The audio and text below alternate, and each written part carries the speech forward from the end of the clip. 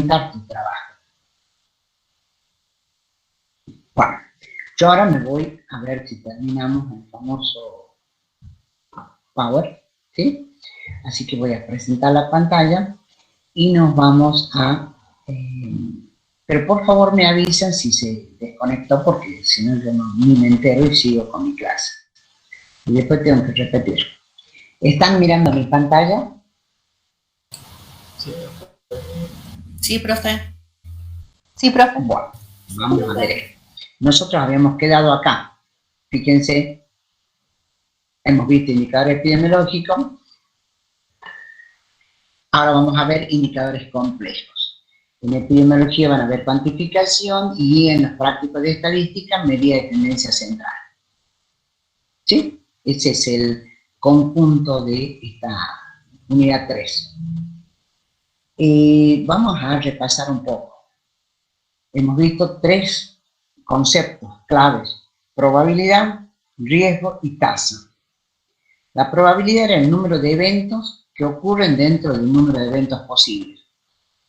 Digamos, la peor sería que de 100 personas se me enfermen 100, pero bueno, es una probabilidad. En el caso, fíjense que hay una probabilidad del 100%, es en el caso, por ejemplo, la letalidad del tétanos. Aquel que se enfermó del tétanos se muere. Todavía no encontraron como un tratamiento, una cura.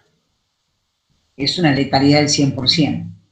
También tenemos una letalidad muy alta, que si no es el 100 debe ser el 99, es en la radio humana. Entonces, número de eventos que ocurren dentro de un número de eventos posibles.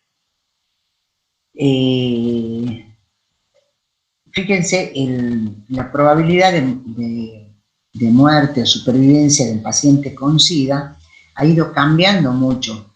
Cuando esto comenzó, la epidemia del SIDA empezó en el año 82, 83, la probabilidad de muerte era prácticamente el 80-90%. Y eso, con el tratamiento, la detección precoz, una serie de acciones, va bajando constantemente. Yo el último número que vi era alrededor de, no llegaba al 30. Pero en estos años, fíjense, pasó casi del 90 al 30. Antes de decir que tenía SIDA, cuando comenzó esta pandemia, porque eso también es una pandemia, ya a esta altura ya no es pandemia, pero en su momento lo fue, bueno, como que era, en fin, muerte cercana era eso. Al día de hoy no, al día de hoy cambió. Con el tratamiento, con todas las drogas nuevas antirretrovirales, eso cambió. ¿Sí? Otro término importante es el riesgo. Dice probabilidad de experimentar un efecto adverso o daño en un tiempo determinado. El riesgo ya incorpora la variable del tiempo, en qué momento. Y la tasa, la palabrita tasa, es la que mide, dice rapidez de cambio en fenómeno. Acá tenemos otro ingrediente más, que es unidad de población. Entonces vamos agregándole cosas. Cuando uno habla de riesgo, habla también en qué tiempo. Y cuando hablas de tasa, ya va no solamente el tiempo, sino en qué población y en qué lugar. Ahí falta poner el lugar. Estos 3 conceptos parecen muy iguales. Pero, ¿cuál es la diferencia? La probabilidad es un número matemático. Es un 20%. Listo. No me dice más alta. Cuando yo a esa probabilidad le uno un cierto tiempo, probabilidad de que no sé, que en 5 años te recibas, bueno, ese no es un riesgo, ¿no? Es un beneficio, pero cuando vos ya le pones el otro ingrediente, que es en un cierto tiempo, estamos hablando de riesgo. Y si estamos hablando de un efecto adverso, estamos hablando de riesgo de perder la salud. Tasa es una medida que te une población, tiempo y lugar. Acá faltó la palabrita lugar. ¿Sí? Por unidad de población, de tiempo, acá tenía que ser, esto tenía que ser de tiempo y lugar. Porque la tasa siempre tiene que incorporar el dónde. ¿sí? Lugar donde se produjo. Yo cuando hablo de una tasa de mortalidad, tengo que sí o sí decir en qué año y en qué lugar. Porque diciendo en qué lugar, estoy pudiendo saber qué población era la que estaba en riesgo. Tengo que mencionar lugar y tiempo. ¿Sí? Cuántas personas se enfermaron o se curaron en un determinado tiempo, en un determinado lugar. Por eso es que era importante ese ejercicio del COVID, porque ahí uno veía que los números de una población eran importantes, pero resulta que el número de aquella otra, que era menor el número absoluto, cuando en referencia a la población, era un número mucho mayor. Y había cosas bien interesantes, porque había tasas que eran prácticamente el doble unas de otras, cuando uno no lo veía ese número, porque simplemente veías el número absoluto. Por favor, me van diciendo si van entendiendo o si quieren puedo repetir algún concepto. Bien, entre los indicadores nosotros, ¿qué hemos visto? ¿Cuál es el principio básico del análisis? Comparar. Esto yo creo que es una de las cosas más importantes que les podemos llegar a enseñar nosotros. No. Al final el único que es más evidente es el rojo. ¿Qué es lo que comparamos? Lo que observas con lo que esperás. Vamos a hacer un ejemplo. Posterior a todo el carnaval, uno espera que los números aumenten. Porque la verdad que hubo bastante gente que se salió del aislamiento obligatorio, no sé cómo era. ¿Cómo es? Distanciamiento social obligatorio. ¿Sí? Bueno, mucha gente se salió de ese distanciamiento. Entonces, como sabemos que se salió del distanciamiento, estamos esperando más casos.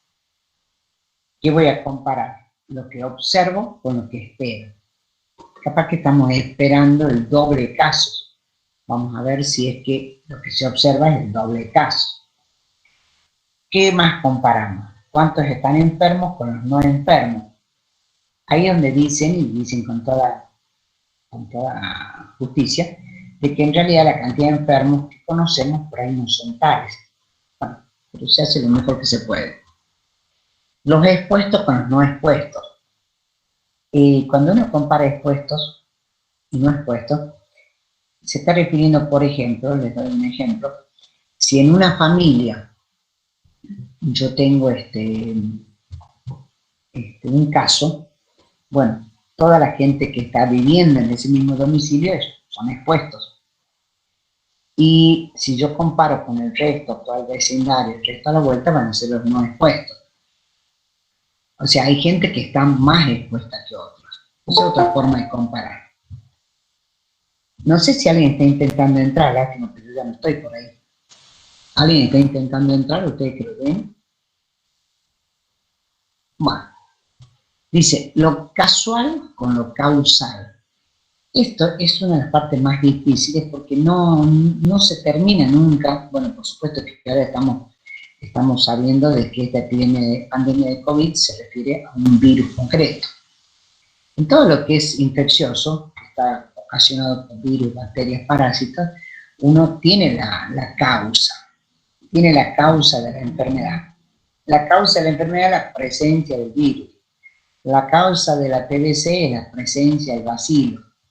La causa de la Aedes es la presencia del parásito. Bueno, ahí tenemos causa. Y no podemos darle, digamos, no podemos desconocer esa causa. Pero hay muchas otras enfermedades donde no tenemos una causa. Si uno dice, bueno, un infarto cardíaco, ¿cuál es la causa? Y resulta que podés mencionar 20 causas. Podés mencionar 20 que podés decir, bueno, no sé, una causa el sedentarismo, otra causa una dieta muy rica en grasas, con colesterol alto, triglicéridos altos, la obesidad, el estrés, no sé, una situación muy estresante, un susto grande, digamos. Entonces, ahí donde de golpe tenemos una cuestión de un montón de conjunto de situaciones casuales que se unieron para dar una enfermedad en particular. Entonces es más difícil identificar lo casual de lo causal. Parece un juego de palabras, pero resulta que casual y causal son dos conceptos totalmente diferentes. Lo que por casualidad acompaña un infarto y que eso hace que sea muy difícil saber cuál sea la causa concreta del infarto. ¿Sí? Bueno, pero el principio básico de la epidemiología es comparar. Tratamos de comparar y de sacar herramientas que nos ayuden en esta comparación. Por supuesto, tenemos que asegurarnos siempre que lo que estamos observando o comparando sea comparable. Yo no puedo comparar los infectados por COVID con los infartos de miocardio, porque son dos mundos diferentes. Tengo que tratar de comparar cosas comparables. Por ejemplo, podría llegar a comparar la pandemia del COVID contra la pandemia del H1N1, que son pandemias causadas por virus. Bueno, virus respiratorio. Podría llegar a querer comparar eso. Pero, les repito, no puedo comparar la pandemia del COVID con embarazo adolescente. No tiene nada que ver una cosa con la otra. ¿Se entiende? Tengo que ver que lo que yo estoy comparando sea comparable. Bien, entre los indicadores son los que expresan la relación entre los subconjuntos estos que hablamos, ya sean vivos de muertos, expuestos de no expuestos, enfermos de sanos, portadores de no portadores. Esa relación se construye y son los que se llaman los indicadores. Entonces, cuando yo tengo esa relación construida, ese cálculo, puedo hablar de la probabilidad de enfermar o el riesgo de enfermar. ¿Cuáles son los subconjuntos? Fíjense, yo acá tengo todos como si fueran subconjuntos de lo mismo. El gran círculo, vamos a poner así para que se vea mejor, el gran círculo es la población. Dentro de la población tengo un círculo menor que son los expuestos. Porque si yo estoy viviendo en la punta de un cerro aislado de todo el mundo, bueno, no estoy expuesta. Pero si voy a una escuela donde hay un montón de gente que está yendo y viniendo y empieza toda esa interrelación, soy una persona expuesta. ¿Sí? Luego acá tengo de los expuestos, tengo un conjunto menor que son los infectados. De estos infectados hay incluso un conjunto menor que son los enfermos. Porque no todo infectado pasa enfermo. Ahí donde tenemos mucha gente que se dio con la gran sorpresa que tenía anticuerpos positivos, pero nunca tuvo síntomas. O sea que tuvo contacto con el virus, pero no se enfermó, ni se enteró que estuvo con el virus adentro. Su organismo generó anticuerpos, pero resulta que esa persona nunca, no relata de ningún momento que se sintió enfermo. Dentro del grupo de los enfermos tengo otro subgrupo que son los enfermos más graves. Y dentro de los graves tengo otro pequeño grupo que son los que murieron. Todos esos son los subconjuntos de la morbimortalidad. Empezamos de la gran población hasta que llegamos a los decesos. ¿Sí?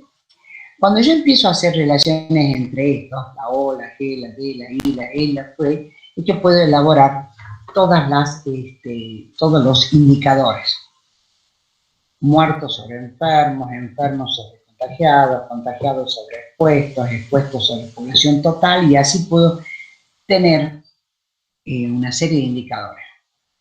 Yo lo que les quisiera transmitir es que uno construye cuál es el indicador que va a, digamos, regir su actividad. Entonces uno dice, bueno, a mí el indicador que me parece más sensible y al que le creo más es tal indicador. Y otra persona podrá tener acceso a otros datos y dirá, no, yo el indicador que voy a seguir es este. Cada uno podrá tener su propio indicador. Yo no quiero que pierdan de vista esto. Ustedes no solo son educadores, sino que también son investigadores. Entonces uno tiene digamos, conocimiento como para poder decidir que esto va a ser lo que yo quiero seguir. Y ahí, o sea, no transformarnos simplemente en técnicos que obedecen, sino que también empiecen a pensar ¿Cuál es el indicador que les parece más fiable, más controlable, más sensible, que te va a indicar cuando algo está funcionando mal? No seamos solo técnicos. A mí por ahí yo escucho cosas y les digo, realmente el que lo está haciendo lo está haciendo como una receta, no está pensando en una segunda parte y cuál es lo que qué le va a convenir y qué no. Entonces yo quisiera que los alumnos nuestros realmente salgan con esa idea de que, bueno, sea la clara que este es un indicador que a vos te gusta, a mí me gusta este otro. Yo voy a seguir mi accionar con este indicador. Haré el tuyo, porque me decís que hay que construirlo, mandarlo, informar. Pero yo me voy a manejar en mi actividad como educador con este indicador.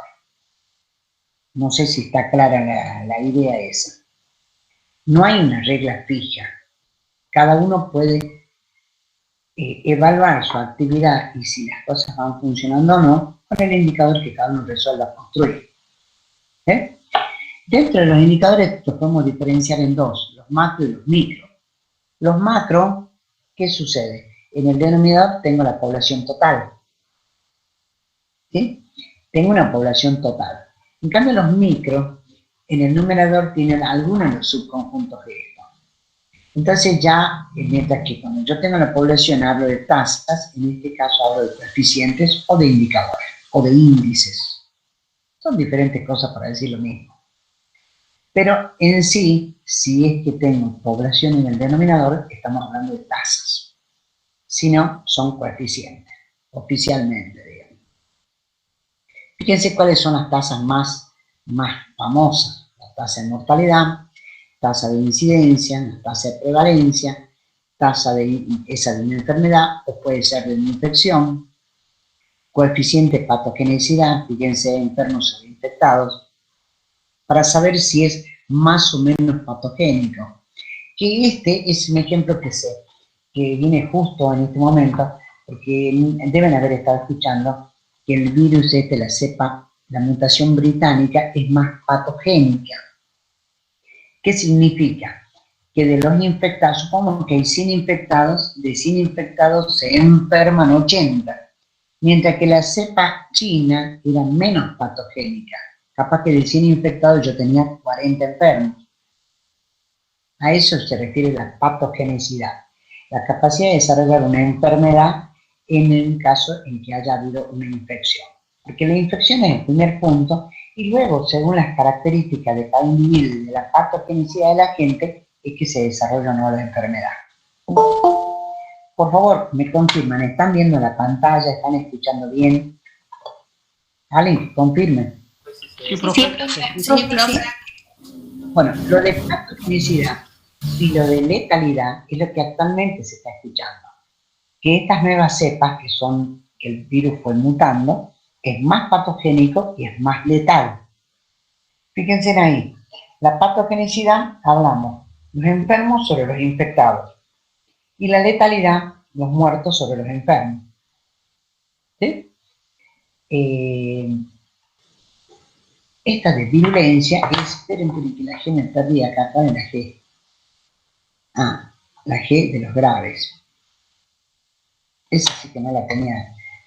Los graves sobre los enfermos. Coeficiente de virulencia. Ese concepto lo tenía perdido. Graves sobre enfermos. ¿Cuántos enfermos desarrollan digamos, su etapa más grave?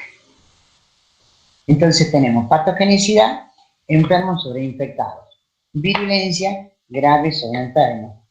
Y letalidad, muertos sobre enfermos.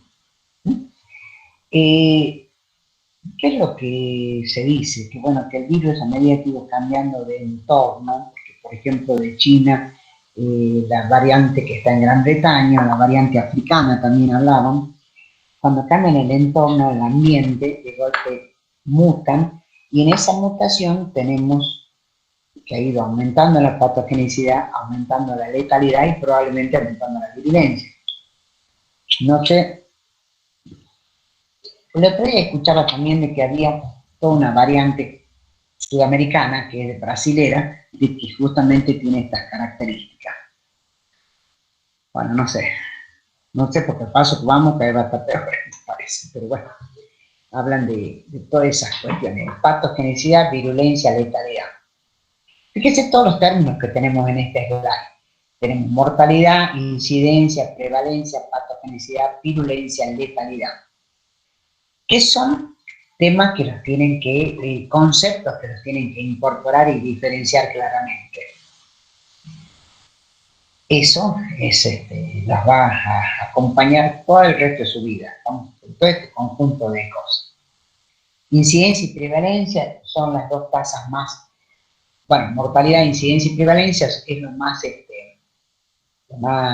pan nuestro todos los días.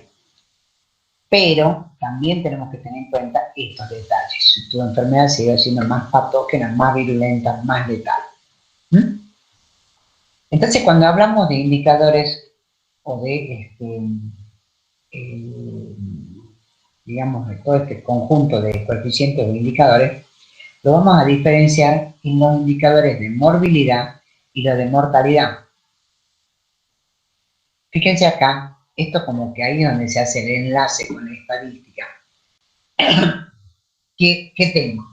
Una proporción matemática, cuánto sobre cuánto. Cuando hablamos de tasas de prevalencia o de incidencia, todas estas son herramientas que tenemos. La prevalencia puntual o la prevalencia periodo, la incidencia acumulada, la densidad de incidencia. Todas son herramientas con las que la epidemiología te acompaña para ver cómo es el desarrollo. Y con las tasas de mortalidad, yo tengo no solamente la tasa de mortalidad general, sino que tengo la tasa de letalidad, o sea, cuántos de los enfermos se murieron, y la tasa de mortalidad o la proporción por alguna causa específica. ¿Qué significa? Hay una tasa de mortalidad general. Después puedo tener las tasas de mortalidad por grupo etario, por ejemplo, la tasa de mortalidad infantil. También puedo tener las tasas, las proporciones de mortalidad según alguna causa concreta, por ejemplo, la mortalidad materna, o la mortalidad por, ¿qué otra tasa de mortalidad por una causa específica? Bueno, la tasa de mortalidad por SIDA. Y después empezamos a tener otro conjunto de medidas de mortalidad que son diferentes, que no son tasas. Fíjense acá esta sigla ABPP, es años de vida potencial perdidos. Otra forma de medir digamos, la gravedad de una situación es cuando uno mide también los años de vida potencial perdidos. ¿Qué pasa? La tasa de mortalidad por accidente de tránsito no es una tasa tan escandalosamente alta. Pero cuando uno mira los años de vida potencial perdido que pierde una población, ahí es donde de golpe dimensiona cuántos años de vida se perdieron. ¿Me entienden? Es otra forma de mirar. Fíjense que todas estas que les presentamos son maneras de mirar una situación de enfermedad y ojalá que de acá a 15, 20 años estemos mirando y controlando las situaciones de salud, no las situaciones de enfermedad. En que no estemos viendo el aumento de la enfermedad, sino la disminución de la salud. En que uno tiene gente saludable y que por alguna circunstancia disminuye. Ese se supone que es el cambio paradigmático al que queremos llegar. Observar y controlar y cuidar la salud y no controlar la enfermedad. Estamos en un momento de cambio de paradigma, de ir hacia la prevención y preservación de la salud. Bien, todos estos son conjuntos de herramientas que te aporta la epidemiología. Fíjense, acá hay uno que habla de la diferencia entre incidencia y prevalencia. Incidencia y prevalencia son dos términos que los tienen que conocer, pero como si se conocieran el dedo, en profundidad. ¿Qué es lo que es incidencia y qué es lo que es prevalencia? Yo creería que ya deben haber hablado algo de esto con Javier, con el profesor Altamirano. ¿Hablaron de esto? Señores, sí, profe. ¿No hablaron de esto con Javier Altamirano? Sí, profe. Bien, o sea sí, que profe. La incidencia son los números, los casos nuevos, prevalencia, los casos existentes. ¿Sí? Ahí dice a las claras qué es lo que va en cada una de las partes, numerador, denominador, tiempo y para qué se usa. Las tasas de incidencia son muy útiles cuando son casos agudos o casos de epidemia que de golpe aumentan. Una vez que la situación se estabiliza, ya no conviene tanto la incidencia y uno sigue la prevalencia. Por ejemplo, ahí está un ejemplo que se carga de enfermedad en enfermedad crónica. Por ejemplo, no sé, la cantidad de chagas que hay en un lugar. En fin, incidencia es algo más instantáneo. Yo voy midiéndolo en cada momento, cuántos casos nuevos. Eso, fíjense, hay la jarrita famosa de la prevalencia. Esta es muy famosa, esta jarrita. Fíjense, hay una canilla por la cual entran los casos nuevos, que es la incidencia. Y se va juntando el agua en esa jarrita. Esa jarrita, el conjunto, toda esa agua representa los casos existentes en un momento dado. Y yo tengo dos canillas por las cuales salen de esa jarra de agua. A la izquierda tengo que salen los fallecidos y a la derecha que salen los recuperados. Y va disminuyendo la prevalencia en un momento dado.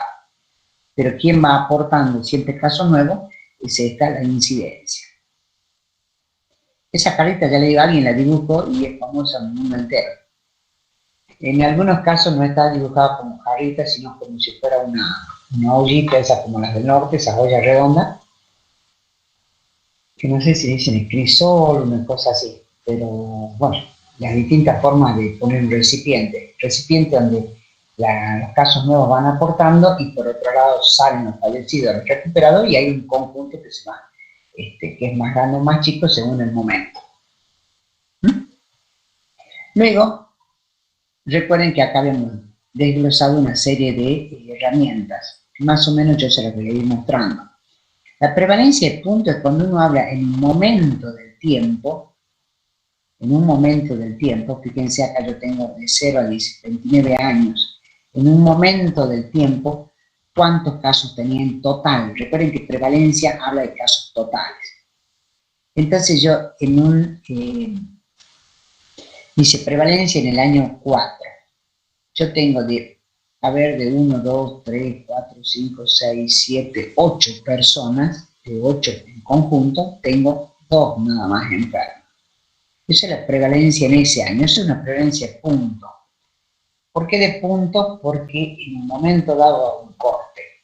Hago un corte y digo, en este momento, ¿cuántos enfermos sobre cuántos totales? Totales son 8. ¿Y cuántos tengo enfermos? 2, nada más. Esa es prevalencia de punto. Prevalencia de periodo es cuando agarro un periodo ya, no un punto en el tiempo, sino un periodo. Por ejemplo, acá agarra la prevalencia entre el año 1 y el año... ¿Dónde está? No es el año 1, el año 4. Ay, que esto está mal. Lo tendría que haber puesto hasta acá. Entre el año 1 y el año 4. Esto está mal. Entre el año 1 y el 4 tengo sobre 9 personas. Fíjense, sobre 9 personas que tengo. 1, 2, 3, 4, 5, 6, 7, 8, 9. Sobre 9 personas que tengo. ¿Cuántas están enfermas? Está enferma son 2, 3, 4. 4 enfermos sobre 9. ¿Por qué le digo que está mal? Porque me está hablando del año 4 cuando la flechita parecería que me habla sobre el año 10. O sea, como que la flechita es la que está muy grande. Pero yo tengo 4 enfermos sobre 9 personas en total. Es una prevalencia de periodo. El periodo de tiempo es más largo. El número de personas enfermas en un periodo definido. ¿Cómo se lee esto? Fíjense, en el año 1 estaban enfermos este y este. En el año 2, en el año 3. En el año 4 es que me aparecieron 2 más. En el año acá, tengo uno solo, porque todos estos ya se curaron o se murieron. Estos 4. A eso se refiere con prevalencia de periodo, cuando ya agarro un periodo de tiempo más largo. Bien. Dice, diferencias entre prevalencia puntual y de periodo. La prevalencia puntual es lo que yo cuento como casos. En un momento dado, ¿cuántos tengo? Total. En cambio, de periodo es la que me toma un tiempo más largo y se consideran los casos que existían y los nuevos. Agarro un tiempo mayor.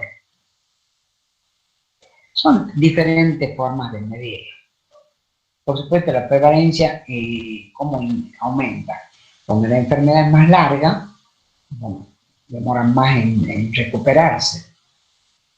A su vez, cuando tuvimos, digamos, obtenemos constantemente que ha ido cambiando la esperanza de vida, bueno, al haber mayor esperanza de vida, nosotros tenemos más personas, más población expuesta.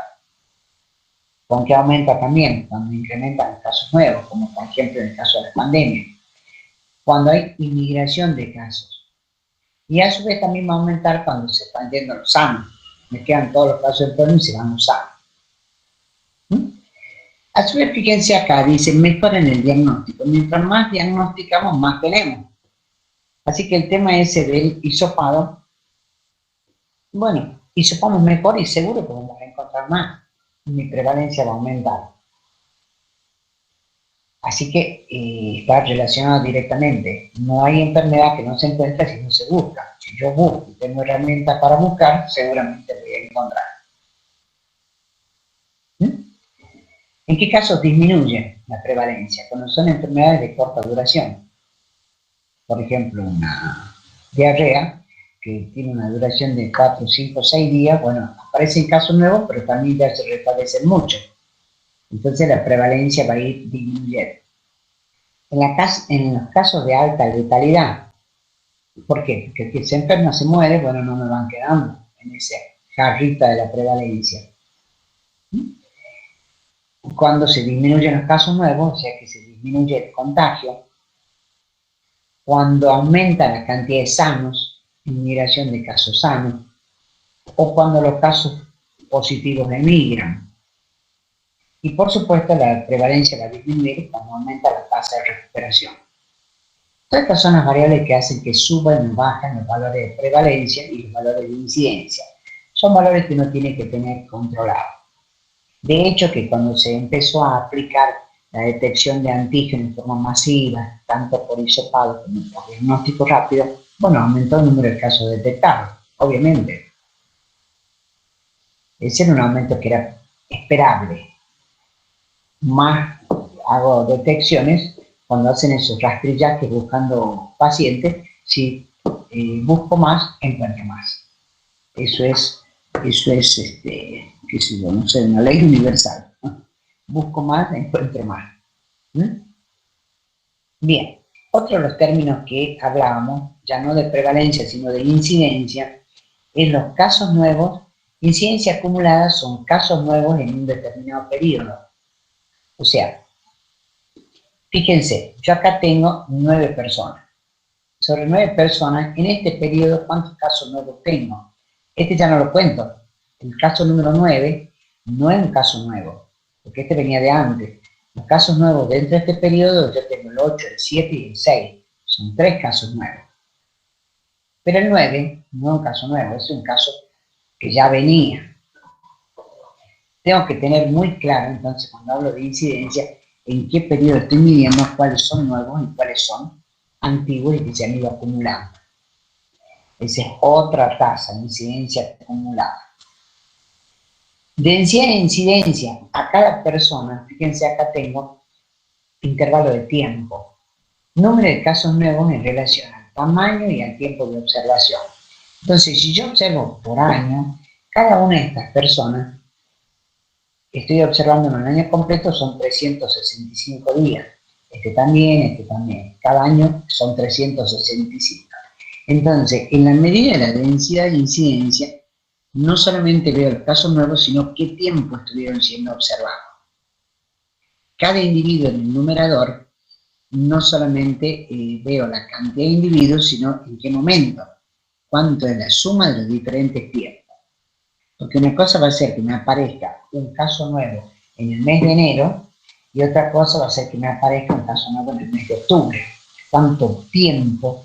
Yo estuve observando todo el año, pero un caso yo estuve, digamos, son los 12 meses del año, mientras que el otro caso son 3 meses. Bueno, la densidad de incidencia es un indicador que mide no solamente a la población, sino que también mide el tiempo de observación y el tiempo que estuvo como caso o como no caso. Bueno, en un brote epidémico, y la pandemia es una forma de epidemia, digamos, en un brote epidémico, ¿cuáles son los indicadores que estamos siempre mirando con más atención?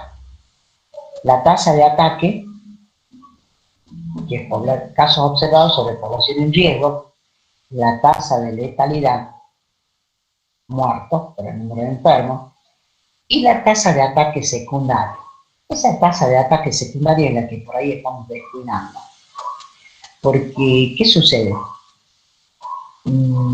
A veces aparece un caso en una familia acá en Jujuy, ¿no? Vamos a hablar de Jujuy.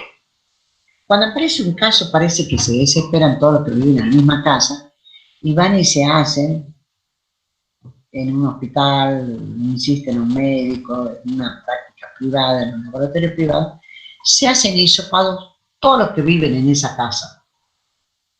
Entonces resulta que de 5 personas que viven en una casa están infectados, positivos 3. Pero hubo un caso índice. Los otros son casos secundarios, porque son los contactos del infectado. Esa tasa de ataque secundaria no la estamos controlando porque a los 3 positivos los ponemos como casos nuevos.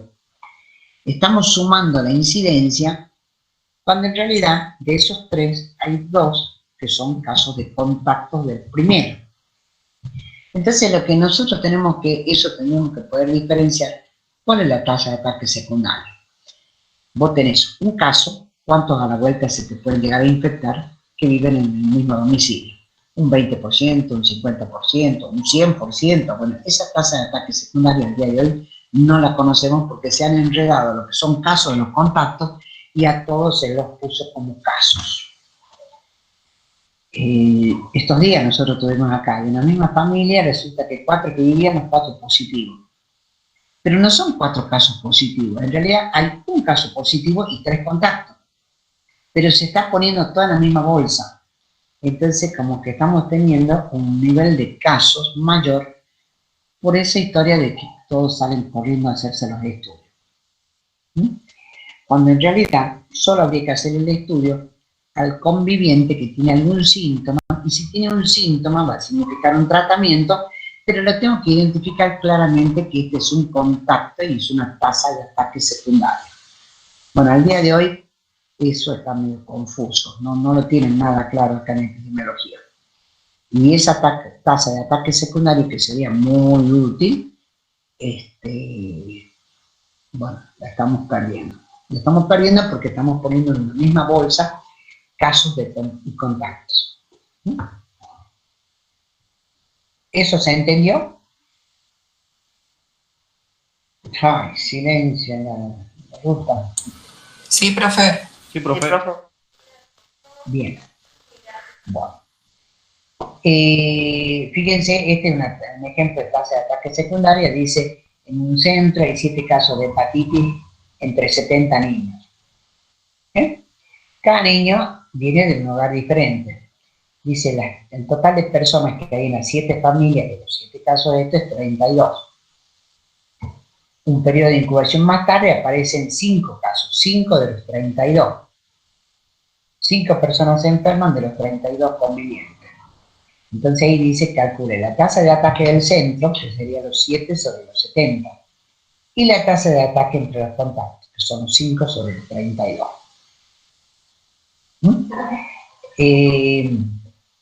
Bueno, eso es ¿cómo se dice? En fin, tendría que ser una cuenta habitual.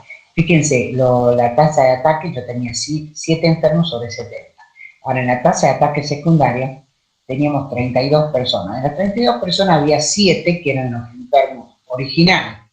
O sea que población en riesgo no eran los 7 ya estaban enfermos. Población en riesgo eran los 25. De esos 25, finalmente terminaron enfermos 5, para sacar la tasa de ataque secundario. Que son todas medidas y herramientas para poder ver si las actividades están orientadas bien, mal, si se pueden mejorar, en fin. Diferentes formas de medir y dimensionar las cosas. Acá ustedes tienen en el Power una serie de mapitas de, digamos, de cuáles son las tasas que se controlan a nivel mundial. Totalidad. Esto yo creo que el mapa en sí no es del 2017, sino que el mapa es del 2014. Fíjense, este que está más oscuro es la de mayor mortalidad y lo tenemos en cuántos lugares. No sé qué lugares serán estos, la verdad. ¿Esto será Croacia? No, esto es Medio Oriente. Esto es, ¿qué es? ¿Qué parte es esta? ¿Será con Pakistán? Bueno, no sé exactamente qué lugares son. Pero bueno, acá tenemos más o menos, dice menos del 10 por mil, todos estos países, y después tenemos otro del día al 15, del día al 15, esto está claro, miren, del 15 al 20, y por supuesto los peorcitos más del 20 por mil. ¿Cuál es el número de Argentina al año 2017? 7,8 por mil. 7,8. O sea, cada 1000 personas se mueren, bueno, 7,8, casi 8. Cada 1000 personas se mueren 8 por año. Esa es la tasa de mortalidad. La tasa de mortalidad de Jujuy es 5,7 en el mismo periodo. Vamos bastante bien. ¿Cómo encontramos nosotros cómo comparar estos datos? Hay una información que hace el Ministerio de Salud, que son los indicadores básicos. Fíjense, yo voy a ir acá, me voy a ir al Google, y en el Google voy a pedir indicadores básicos. Indicadores básicos, le voy a pedir indicadores básicos de 2019, y acá en esta página, que es el DEIS, del Ministerio de Salud, Dirección de Información de la Salud, ¿no? Es Dirección de Estadística e Información de la Salud del Ministerio de Salud de la Nación, y encuentro estos indicadores. Cuando yo abro estos indicadores, me vengo a dar con los indicadores básicos, que yo creo que en algún momento ya se los mostré. Acá tengo población y por supuesto tengo un montón de tablas.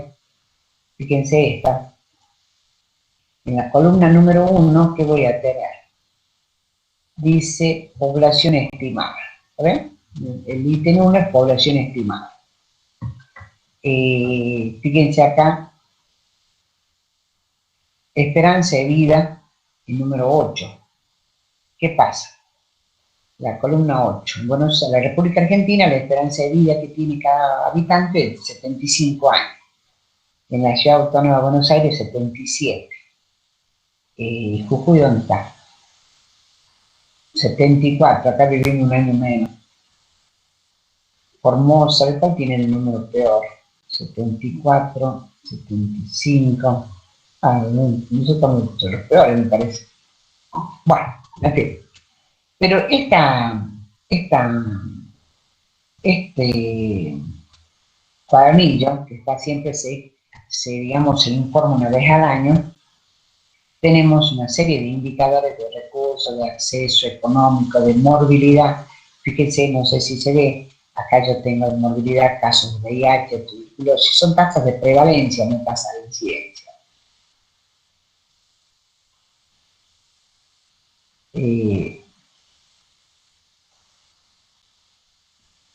Esto dice en el caso de tuberculosis se refiere a casos nuevos.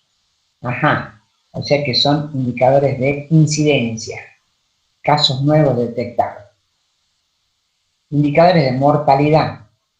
Fíjense en el indicador de mortalidad. Nosotros estamos en bueno, no estamos en el peor, estamos acá en el último, en el anteúltimo.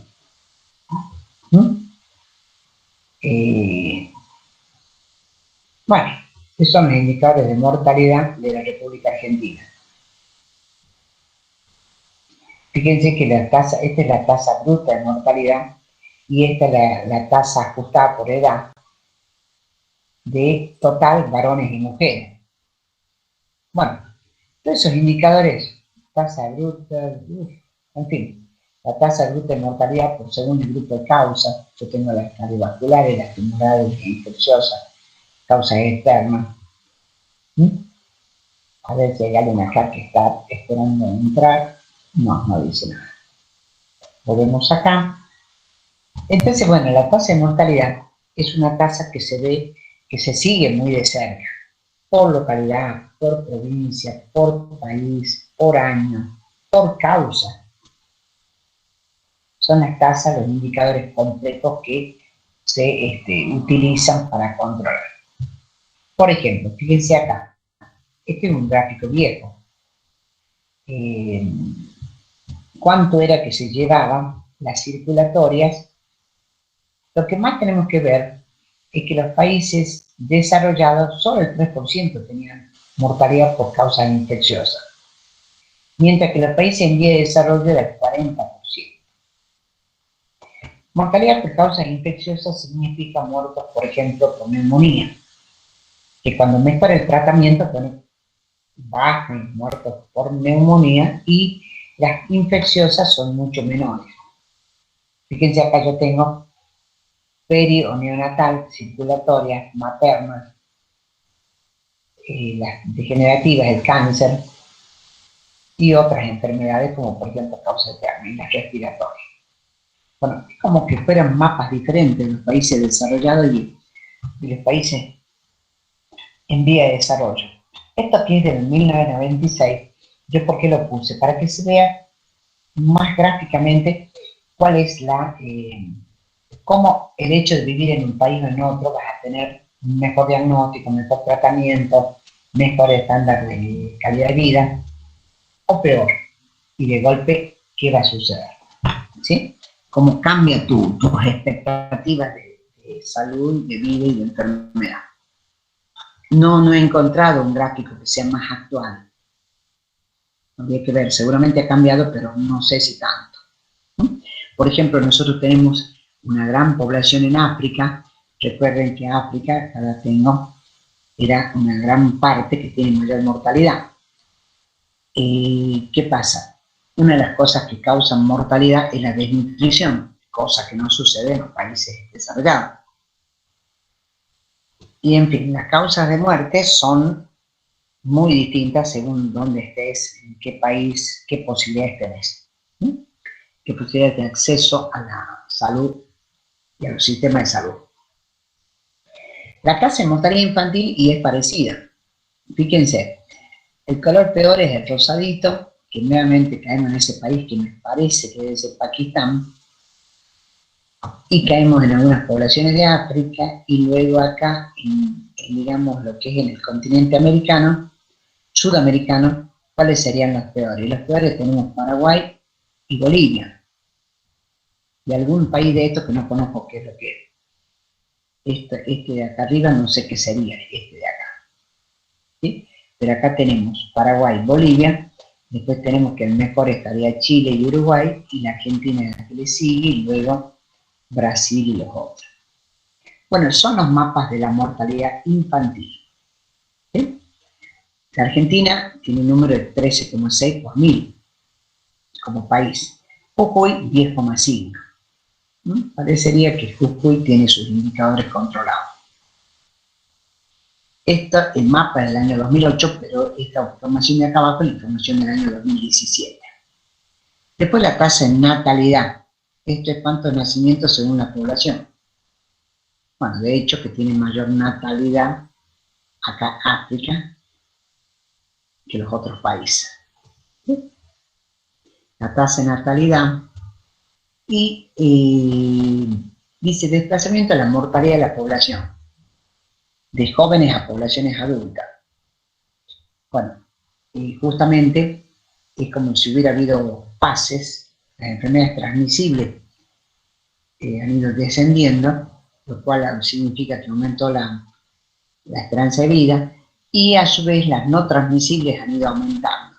Las no transmisibles como por ejemplo el cáncer, las enfermedades cardiovasculares, las tumorales, bueno, tumorales ya dije cáncer,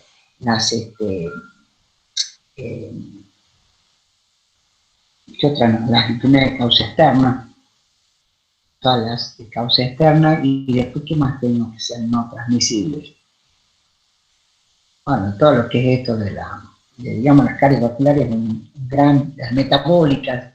Entre las metabólicas tengo, por ejemplo, la diabetes, el hipotiroidismo. ¿Cómo ha ido cambiando la mortalidad? ¿Y cómo es el espectro de la mortalidad? Generalmente, el menor de 20 años hablamos de enfermedades infecciosas principalmente. Estas curvitas acá arriba son infecciosas. Y esta va bajando hasta que empezamos a tener las enfermedades degenerativas digamos, cuando aumentan las no transmisibles. Nosotros las enfermedades las podemos separar en transmisibles y no transmisibles. Es una clasificación, una de tantas, que hay un montón de formas de clasificar, y una de tantas es transmisibles de no transmisibles. Bueno, a medida que aumenta la edad, tenemos mayor cantidad de enfermedades no transmisibles. En las edades menores, que han sido las causales de muerte en la población. ¿Sí? Esto, fíjense que está separado en fases. En cada fase, cuáles han sido las que han prevalecido. Acá dice peste y hambre, es enfermedad infecciosa y desnutrición. Acá, fase 2 y 3, descenso y desaparición de pandemias.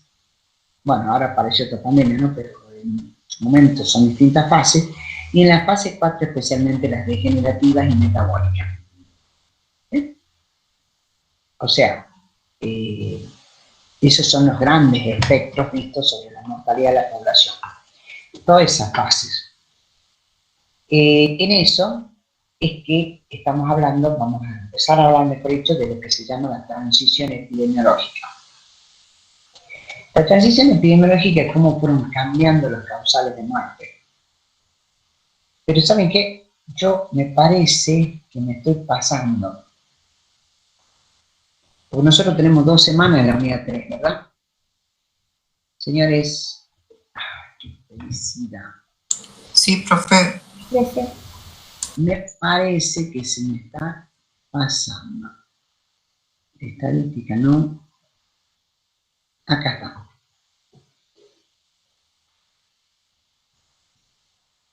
Yo ya corregí esto. ¿Sí? Estamos acá, pero en la primera parte de la unidad 3.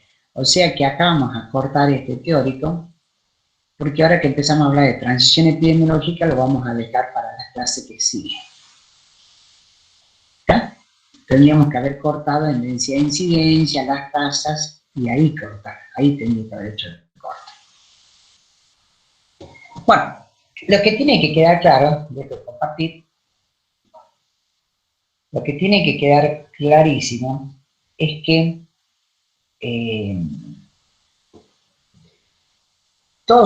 estamos viendo indicadores complejos. Todos son los indicadores, las herramientas con que la epidemiología te acompaña para que puedas ver y programar y controlar, evaluar tu actividad.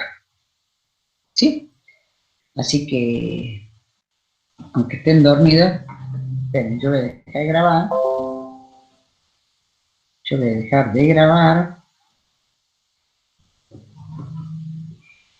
Espero que no haya sido muy pesada la reunión, porque ustedes no colaboran, no participan. Tenía que ser más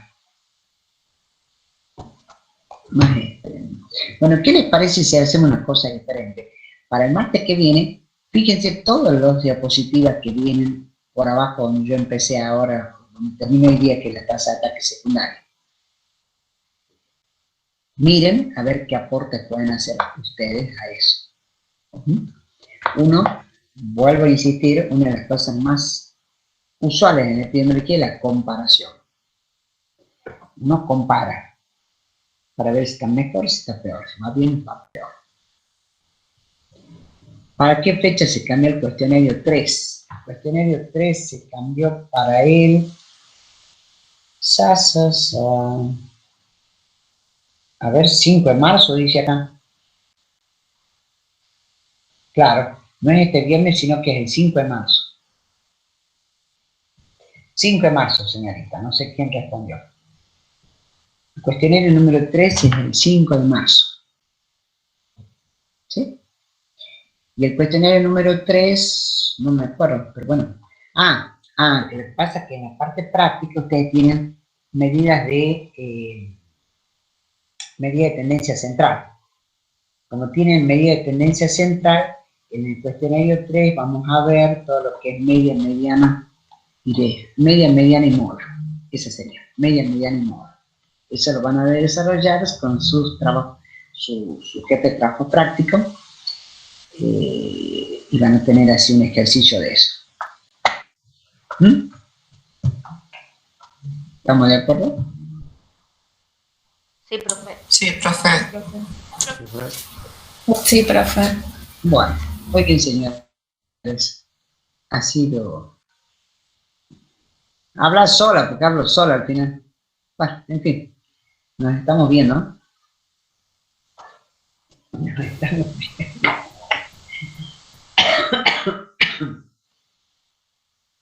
Si saben alguien que se vacunó, denúncienlo. Si no, se tenía que haber vacunado. ¿Sí? Estamos en la onda vacuna.